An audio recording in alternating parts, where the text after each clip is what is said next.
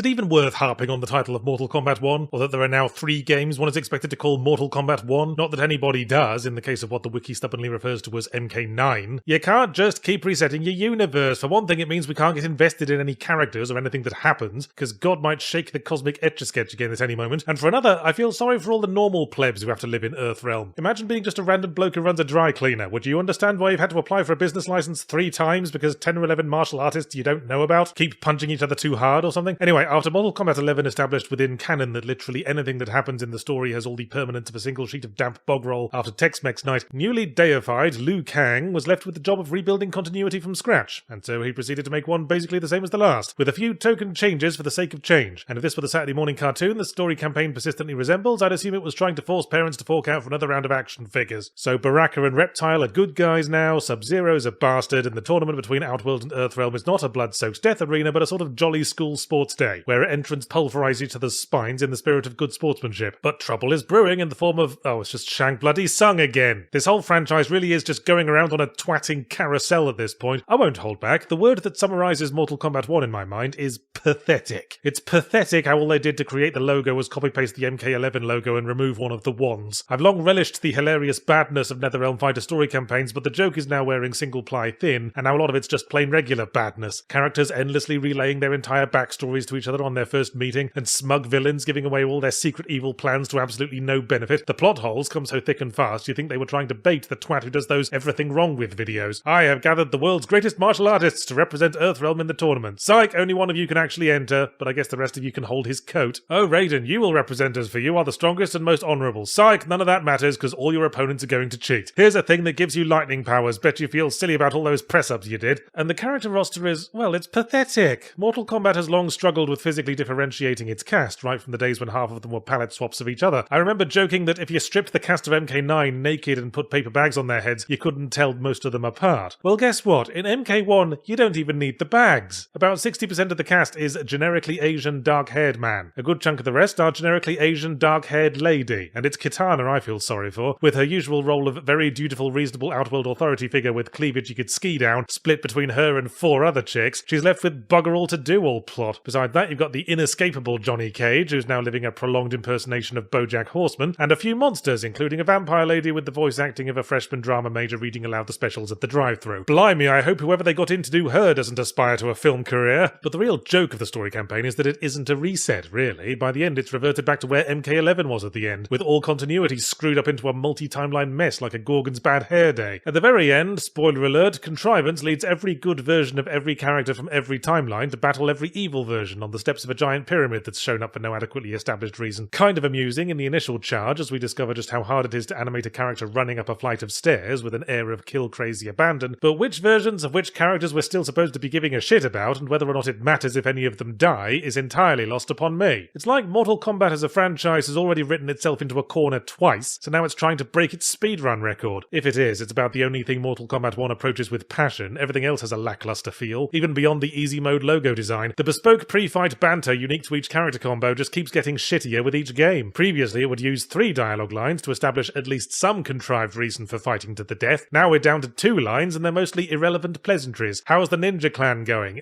Could be worse. Roundhouse kick, commence stabbing. All of which raises the question, what exactly has been improved or added to the Mortal Kombat formula to justify a whole new installment? Are the graphics better? Not to any appreciable degree, especially not if you bought the Switch version, which looks like everyone's mildly perturbed at having had their faces sandblasted. There's a new round of fatalities to enjoy, still vastly unnecessarily cruel in a way increasingly at odds with the rest of the game's tone, but I zoned out halfway through the YouTube compilation because there's only so many ways you can pull apart a poorly secured sack of guts and deck chair parts and keep it interesting. Are the mechanics much different? Oh, I don't give Metal Gear Solid the twin shits for the mechanics of fighting games, you know that. I only play NetherRealm fighters to power through the campaign on easy mode by slapping the controller on my bum and then take the piss out of the plot. But I did note that the big new gameplay feature is the cameo system, where you are assisted during fights by another character, generally one from a previous game with even less justification for their presence than the vampire lady's voice actress at the Academy Awards. But hey, we've established nothing matters, the principal purpose being to let you potentially add additional moves to your combos, but more importantly to give you a whole extra set of dress-up dollies to kit out with the inevitable mother-hen-clucking cosmetics that NetherRealm continue to flog like stingily proportioned bags of granola at a farmer's market. And that's about all Mortal Kombat wonk has to show for itself. I can't help comparing to Street Fighter 6. On the one hand, a bright, colourful game infused with energy and life, full of flamboyant characters, with distinct silhouettes and personalities, with a groundbreaking approach to single-player gameplay that might conceivably sell a new player on fighting games, even if it doesn't quite prepare you for them, but at least gives you the chance to beat up a fridge, which is great if you've been put on a diet and are looking for symbolic catharsis. And on the other hand, you have Mortal Kombat 1. More of the usual bollocks.